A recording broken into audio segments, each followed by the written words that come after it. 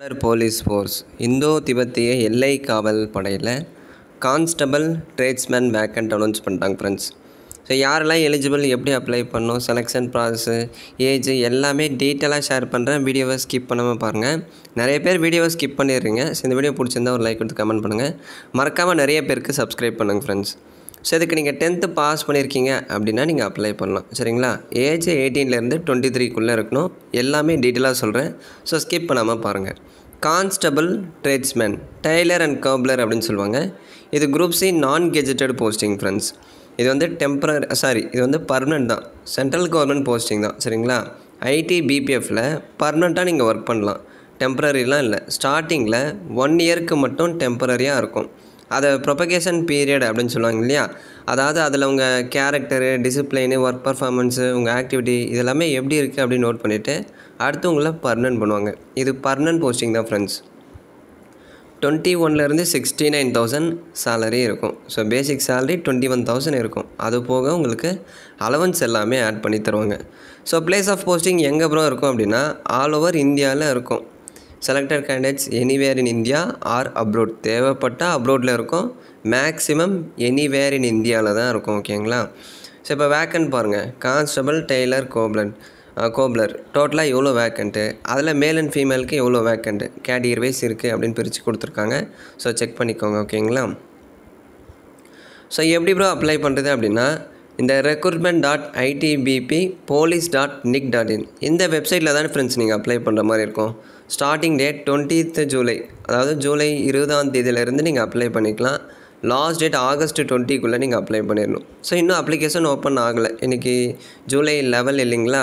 So இன்னும் 9 days time இருக்குது. July 20th தான் உங்களுக்கு ஓப்பன் பண்ணுறாங்க. ஸோ 20 ஓப்பன் பண்ணுறாங்க. ஸோ இதில் ஒரு 10% ஆஃப் வேக்கண்ட், 10% இடஒதுக்கீடு, எக்ஸ் சர்வீஸ்மேன் முன்னாள் இராணுவத்திற்கு 10% இடஒதுக்கீடு பண்ணியிருக்கோம் அப்படின்னு சொல்லியிருக்காங்க. ஸோ அப்ளிகேஷன் ஃபீஸ் வந்து 100 rupees இருக்கும். இதுவே நீங்கள் எஸ்சி, எஸ்டி, எக்ஸ் சர்வீஸ்மேன் கேட்டகிரியாக இருக்கீங்க, அதாவது SC, ST, ex serviceman, females பெண்களாக இருக்கீங்க அப்படின்னா ஃபீஸ் இல்லை, எக்ஸம்டட் சொல்லிட்டாங்க. ஃப்ரீயாகவே நீங்கள் அப்ளை பண்ணிக்கலாம். யுஆர் ஓபிசி இந்த கேட்டகிரி மட்டும் 100 rupees பே பண்ணணும் friends. So eligibility condition, so 18லேருந்து 23 என்ன படிச்சிருக்கணும் அப்படின்னா மினிமம் 10th கிளாஸ் பாஸ் பண்ணியிருக்கீங்க அப்படின்னா நீங்கள் அப்ளை பண்ணலாம். ப்ளஸ் அது போக அந்த சம்மந்தப்பட்ட ஃபீல்டில் ரெஸ்பெக்டிவ் ட்ரேடில் குறைஞ்சது 2 வருஷம் எக்ஸ்பீரியன்ஸ் இருக்கணும். ப்ரோ எனக்கு எக்ஸ்பீரியன்ஸ் இல்லை, நான் 10th தான் பாஸ் பண்ணியிருக்கேன், நான் என்ன பண்ணட்டும், அப்ளை பண்ணட்டுமா அப்படின்னு கேட்டிங்கன்னா உங்களுக்கு ஒரு 1 year எக்ஸ்பீரியன்ஸ் இருந்தால் நீங்கள் அப்ளை பண்ணுங்கள். எக்ஸ்பீரியன்ஸ் இல்லாமல் அப்ளை பண்ணாதீங்க ஃப்ரெண்ட்ஸ். ஏன் அப்படின்னா முக்கியமாக எக்ஸ்பீரியன்ஸை தான் எதிர்பார்க்காங்க. யாருக்கு வந்து அதிகமான எக்ஸ்பீரியன்ஸ் இருக்கோ அவங்களுக்கு தான் வந்து முன்னுரிமை தருவாங்க. ப்ரெஃபரன்ஸ் வந்து எக்ஸ்பீரியன்ஸ் அதிகமாக இருக்கிறவங்களுக்கு தான் தருவாங்க. சரிங்களா? ஸோ அந்த சம்மந்தப்பட்ட ஃபீல்டில் உங்களுக்கு எக்ஸ்பீரியன்ஸ் இருக்குது, 10th பாஸ் பண்ணி எக்ஸ்பீரியன்ஸ் இருக்குது அப்படின்னா கண்டிப்பாக நீங்கள் ட்ரை பண்ணுங்கள். ஸோ அப்ளை பண்ணுறதுக்கான வெப்சைட் இதுதான் ஃப்ரெண்ட்ஸ். அப்ளிகேஷன் ஓப்பன் ஆகும்போது நான் இன்ஃபார்ம் பண்ணுறேன். இது வந்து ஷார்ட் நோட்டீஸ் தான்.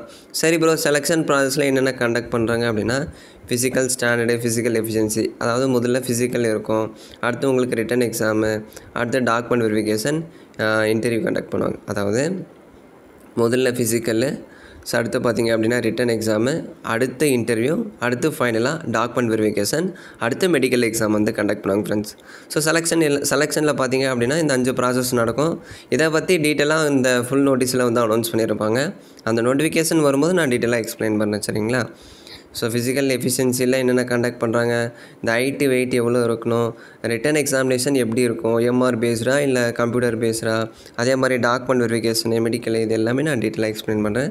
ஸோ இதிலே கொடுத்துருக்காங்க. இங்கே பாருங்கள், செலெக்ஷன் ப்ராசஸில் ஃபிசிக்கல் எஃபிஷியன்சி இருக்கும், அதாவது இந்த ரன்னிங்கு இதெல்லாமே வந்து உங்களுக்கு கண்டக்ட் பண்ணுவாங்க. அடுத்து ஃபிசிக்கல் ஸ்டாண்டர்டு, இந்த ஹைட்டு வெயிட்டு, செஸ்ட் மெஷர்மெண்ட்டு இதெல்லாமே செக் பண்ணுவாங்க.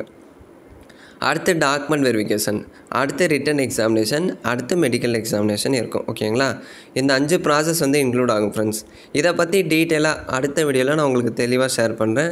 So online application July 20 open பண்ணுறாங்க. ஸோ வித் எஃபெக்ட் ஃப்ரம் அப்படின்னா அந்த தேதியிலேருந்து நடைமுறைக்கு வருது அப்படின்னு சொல்கிறாங்க. வித் எஃபெக்ட் ஃப்ரம் அப்படின்னா நடைமுறைக்கு வருது அப்படி சொல்லுவாங்க.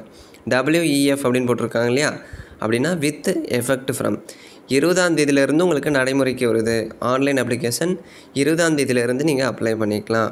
ஸோ க்ளோசிங் டேட் ஆகஸ்ட் 18க்குள்ளே நீங்கள் அப்ளை பண்ணி முடிச்சிடணும் ஃப்ரெண்ட்ஸ். ஸோ ஃபுல் நோட்டிஃபிகேஷன் இன்னும் அனௌன்ஸ் பண்ணல. ஜூலை 20 இதுக்கு எப்படி ஆன்லைனில் அப்ளை பண்ணணும், செலெக்ஷன் ப்ராசஸை பற்றி நான் டீட்டெயிலாக எக்ஸ்பிளைன் பண்ணி வீடியோ அப்லோட் பண்ணுறேன். ஸோ மறக்காமல் பாருங்கள். இந்த வீடியோ பிடிச்சிருந்தால் கட்டாயம் ஒரு லைக் கொடுத்து நீங்கள் கமெண்ட் பண்ணுங்கள். மறக்காமல் நிறைய பேருக்கு ஷேர் பண்ணுங்கள் ஃப்ரெண்ட்ஸ். மேபி இந்த வீடியோ உங்களுக்கு யூஸ்ஃபுல்லாக இல்லாமல் இருக்கலாம். ஸோ உங்கள் ஃப்ரெண்ட்ஸ்க்கு ஷேர் பண்ணுங்கள். ஸோ அவங்களில் யாராவது இந்த குவாலிஃபிகேஷன் இருக்கலாம். ஸோ நிறைய பேருக்கு ஷேர் பண்ணுங்கள். தேங்க்ஸ் ஃபார் வாட்சிங்.